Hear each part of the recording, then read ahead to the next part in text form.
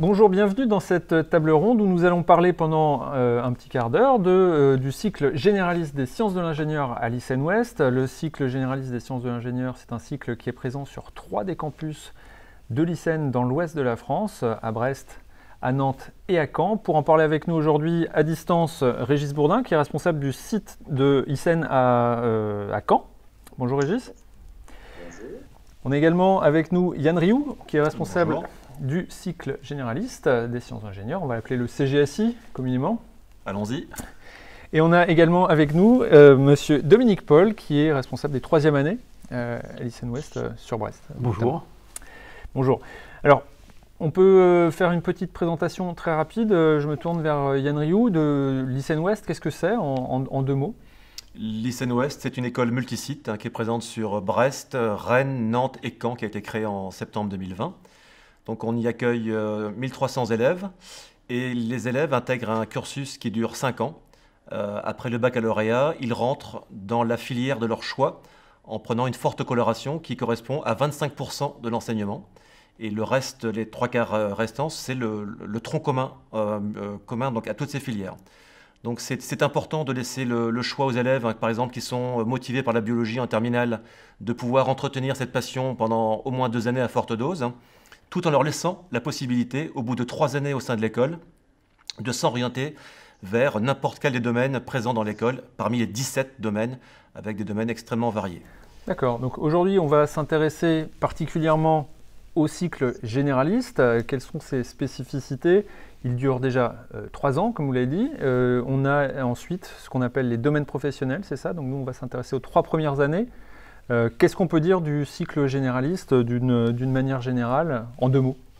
Le cycle généraliste, c'est un cycle qui s'adresse à des élèves qui sont motivés par la théorie. Donc il y a beaucoup de théorie en mathématiques, en physique, également en sciences de l'ingénieur. Et ce sont des élèves qui ont envie d'aborder le cycle ingénieur en maîtrisant les bases scientifiques. D'accord. Alors justement, Régis Bourdin, est-ce qu'il est possible d'avoir un petit peu plus de précision sur ce qu'on y fait concrètement? Moi je suis lycéen cette année, je suis intéressé par les sciences, par le numérique éventuellement. Je me pose des questions. Qu'est-ce que je vais trouver l'an prochain si je m'inscris en CGSI? Alors en CGSI, en fait, il s'agit d'une classe préparatoire MPSI avec le programme officiel DMPSI, le programme qui s'accompagne du volume horaire, 12 heures en maths, 8 heures en physique, 3h20 de sciences de l'ingénieur et une coloration dans le numérique un peu plus importante, puisqu'on est à plus de 3 heures d'informatique. Ça, c'est un apport de l'ISEN supplémentaire. 2 heures en anglais, 2 heures en français, du sport aussi. Et la différence avec la classe préparatoire, ça va apporter à l'étudiant une sécurité quant au devenir au-delà des 2 ans. Ils sont armés normalement pour passer les concours, mais ils ont la sécurité d'être déjà implantés dans une école. Et donc, c'est rassurant, puisque c'est souvent le reproche qu'on fait aux classes préparatoires d'être stressant, mais là, le stress est dilué, puisqu'on n'est plus tout à fait sur l'esprit de compétition.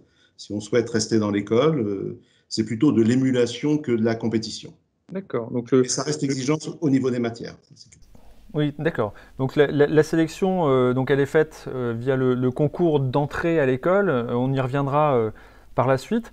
Et ensuite, il n'y a plus de sélection, c'est ça? C'est un fonctionnement comme au lycée, un petit peu, c'est ça? Alors, le passage de première année en 2e année, oui, c'est un conseil de classe qui en prend la décision. Effectivement, c'est comme le lycée. Et puis, pour la poursuite, aller dans l'école d'ingénieur, c'est la même chose, quoi. Au-delà de la 2e année et de la 3e, etc., quoi. D'accord. Alors, il y a une autre spécificité au fait d'être dans l'école par rapport à une MPSI classique. C'est une formation humaine supplémentaire et une possibilité de LV2 avec un panel. Et ce que disait mon collègue tout à l'heure, le fait d'être multisite, ça nous permet de proposer énormément d'options en LV2 avec l'outil notamment de cours à distance. D'accord. Alors sur l'aspect pratique, on a des cours magistraux en amphi. Comment ça se passe? Il y a des TD, il y a à quoi je dois m'attendre si je suis intéressé par le CGSI? Alors, il y a des cours magistraux, il y a des TD, il y a des TP, et il y a aussi des interrogations orales, ce qu'on appelle plus communément des cols. Donc, il y a une colle en maths toutes les semaines, en physique tous les 15 jours, etc.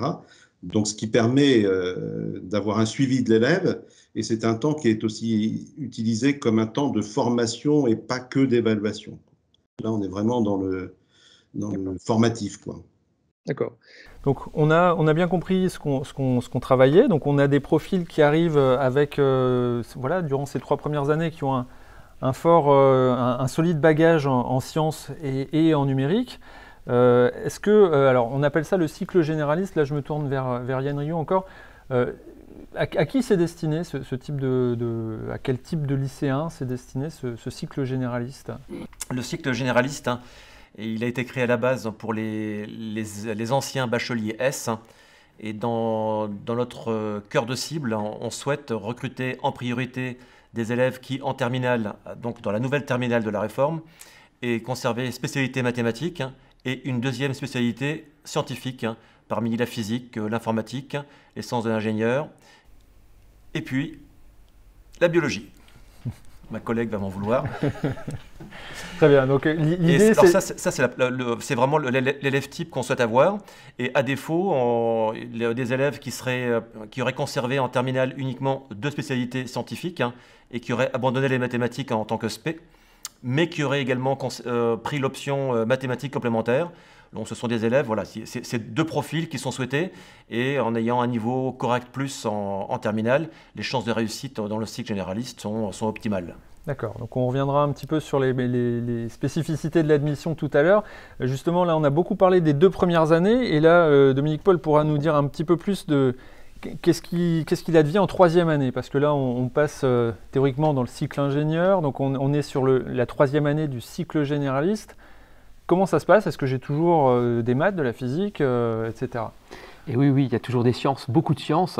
Régis parlait tout à l'heure de la formation humaine. Bon, ça fait partie, par contre, d'une spécificité de l'école qui est accompagnée, les étudiants sont accompagnés sur 5 ans. Et effectivement, en première année, ils se regroupent tous pour former une année de tronc commun, comme dans toutes les grandes écoles de la CGE, pour avoir une formation en électronique, en informatique, en mathématiques, et puis aussi faire beaucoup de TP. Et la grosse nouveauté, c'est même si en fin de première année, 2e année, il y a des projets informatiques, il y a des projets durant l'année, et notamment dans le cycle généraliste, où là, il y a un premier projet de mathématiques orienté Big Data, et un 2e projet qui est orienté statistique en fin d'année. D'accord. Donc on a des matières qui commencent à être des matières spécifiques au métier de l'ingénieur du numérique, c'est ça, sur la 3e année? Exactement. Donc de l'électronique numérique, analogique, de l'électronique de puissance. On fait aussi du big data, de l'IA, donc intelligence artificielle.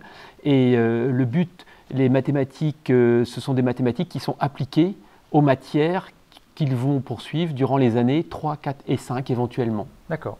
Très bien. Et justement, qu'est-ce qu'on fait? Alors, rapidement, on ne va pas s'étendre sur tous les domaines professionnels qu'on peut faire à l'ISEN, mais est-ce que j'ai un profil typé quand j'ai fait le cycle généraliste? Est-ce que j'ai quand même accès à tous les domaines professionnels de l'ISEN? Je rappelle, 17 domaines professionnels accessibles. Oui, au bout du compte, les étudiants choisissent donc en fin de 3e année, donc ils ont une présentation des domaines professionnels, et ils ont un choix à faire en début de 4e année, mais qui est validé en milieu de 4e année. On peut tout faire. Le seul domaine qui est un peu plus restrictif, c'est le domaine des ingénieurs de projet d'affaires, où là, on demande un niveau d'anglais supérieur, étant donné que le but étant de faire un double diplôme aussi. On pourra en parler des doubles diplômes à l'ISEN, mais il y a des doubles diplômes possibles avec les écoles d'ingénieurs ou éventuellement avec des écoles de commerce pour poursuivre ses études. Bon, très bien. On a justement, alors là on est déjà sur la fin des études, moi j'aimerais bien qu'on puisse revenir, là, je me tourne vers Yann Rioux, sur le début de l'histoire. Je suis lycéen aujourd'hui, je dois envisager ce que je ferai l'an prochain. Comment je m'y prends? C'est sur Parcoursup que ça commence? Donc il faut commencer par bien se renseigner, comme sur les salons étudiants et les journées portes ouvertes, hein. Et puis lorsque le choix est fait d'intégrer une école comme l'ISEN, il faut commencer, c'est le point initial, il faut commencer au mois de janvier par créer son compte sur Parcoursup. Une fois que le compte est créé, on va se promener sur la plateforme, voir les formations ISEN qui intéressent l'élève, hein. Il va cliquer dessus et ça va le renvoyer vers une inscription au concours. Ensuite, le concours, ce sont des QCM qui se déroulent sur un samedi, le dernier samedi du mois d'avril. Et les résultats tombent fin mai. Donc les élèves vont savoir s'ils sont pris ou pas. Et il faut savoir qu'on a des classements spécifiques par filière. Donc un élève peut très bien être admis en BIOST et ne pas être admis en cycle généraliste, et inversement. D'accord. Il y a également des classements différents selon les sites, les villes. Les classements, c'est en fonction du nombre de candidats qui peut créer un petit décalage, mais ce sont les mêmes coefficients, autant pour le concours que pour le dossier. Donc c'est la même qualité qui est appréciée. D'accord. Très bien. Merci messieurs. J'espère qu'on a répondu à l'ensemble des questions. Si ce n'est pas le cas, on a de toute manière la possibilité de vous répondre via les commentaires de cette vidéo ou le chat éventuellement. Je vous invite également à consulter les vidéos qui sont présentes sur la chaîne YouTube ISEN Ouest, où vous trouverez des témoignages des étudiants du cycle généraliste notamment, qui pourront vous éclairer sur l'ambiance et sur les cours qui se passent dans les différents campus. Je vous souhaite une excellente fin de journée, à bientôt.